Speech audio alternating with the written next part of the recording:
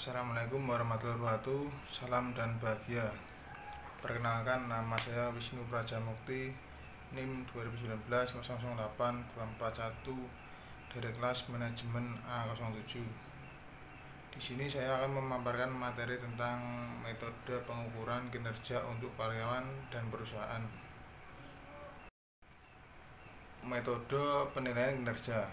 Para manajer bisa memilih dari sejumlah metode penilaian. Jenis sistem penilaian kinerja digunakan bergantung pada tujuannya.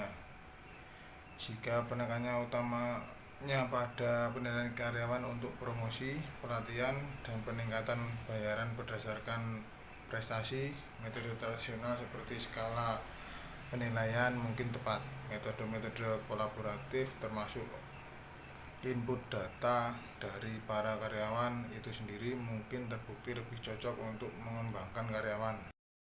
Yang pertama itu ada metode penilaian umpan balik 360 derajat. Metode penilaian umpan balik 360 derajat adalah metode penilaian kinerja populer yang melibatkan masukan evaluasi dari banyak level dalam perusahaan, sebagaimana pula dari sumber-sumber eksternal. Dalam metode ini, orang-orang di sekitar karyawan yang dinilai biasanya ikut serta memberikan nilai, antara lain manajer, senior, karyawan ini sendiri, antara atasan, bawahan, anggota tim, dan pelanggan internal maupun eksternal. Perusahaan-perusahaan yang menggunakan sistem umpan balik 360 derajat ini meliputi McDonnell Douglas, AT&T, Allied, Signal, DuPont, Honeywell, Boeing, dan Intel. Perusahaan-perusahaan tersebut menggunakan umpan balik 360 derajat guna memberikan evaluasi untuk penggunaan konvensional. Banyak perusahaan menggunakan hasil dari program 360 derajat bukan hanya untuk menggunakan konvensional, namun juga untuk perencanaan suksesi, pelatihan, pengembangan profesional, dan manajemen kinerja. Yang kedua ada metode skala penilaian. Metode skala penilaian atau rating scale method adalah metode penilaian kinerja yang menilai para karyawan berdasarkan faktor-faktor yang telah ditetapkan. Menggunakan pendekatan ini, para evaluator mencatat penilaian mereka mengenai kinerja pada sebuah skala. Skala tersebut meliputi beberapa kategori, biasanya dalam skala angka 5-7 yang didefinisikan dengan kata sifat seperti luar biasa, memenuhi harapan, atau butuh perbaikan.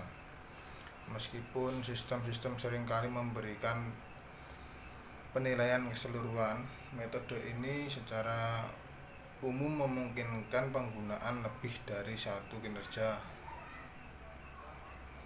Untuk dapat menerima nilai luar biasa untuk faktor seperti kualitas kerja, seseorang harus secara konsisten melampaui tuntutan-tuntutan kerja yang ditetapkan. Meskipun contoh formulir tersebut kurang dalam hal ini, semakin rinci definisi mengenai faktor-faktor dan tingkat-tingkat, semakin akurat penilaian bisa mengevaluasi kinerja karyawan. Yang ketiga ada metode insiden kritis.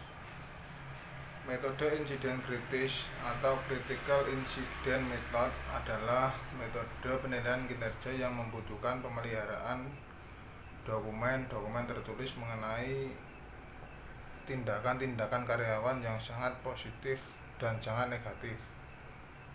Ketika tindakan tersebut yang disebut insiden kritis mempengaruhi efektivitas departemen secara signifikan, secara positif ataupun negatif, manajer mencatatnya.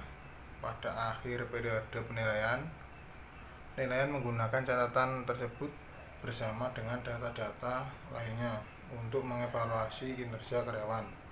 Dengan cara tersebut, penilaian akan lebih cenderung mencakup keseluruhan periode evaluasi dan tidak berfokus pada minggu atau bulan-bulan terakhir saja. Yang keempat ada metode ISAI. Metode ISAI atau ISAI Method adalah metode penilaian kinerja di mana penilaian menulis narasi singkat yang menggambarkan kinerja karyawan.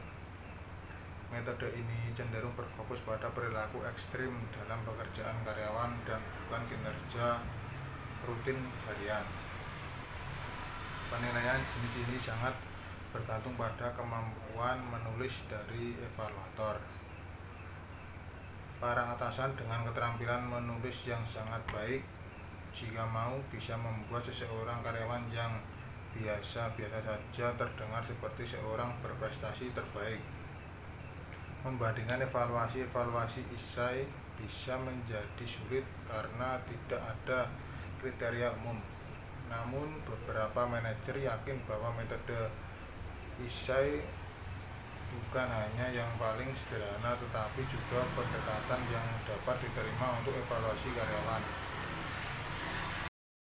Yang kelima ada metode standar kerja. Metode standar kerja atau work standard method meliputi penilaian kinerja yang membandingkan kinerja setiap karyawan dengan standar yang telah diterapkan atau tingkat output yang diharapkan.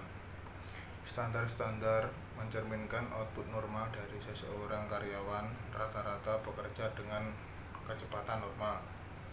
Perusahaan-perusahaan bisa menerapkan standar kerja untuk hampir setiap jenis pekerjaan. Namun pekerjaan produksi umumnya mendapat perhatian lebih besar. Beberapa metode tersedia untuk menentukan standar kerja, termasuk studi waktu atau time study dan pengambilan sampel pekerjaan atau work sampling.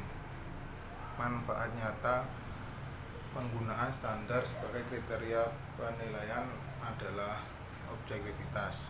Namun agar para karyawan mempersepsikan bahwa standar tersebut objektif, mereka harus memakai dengan jelas cara standar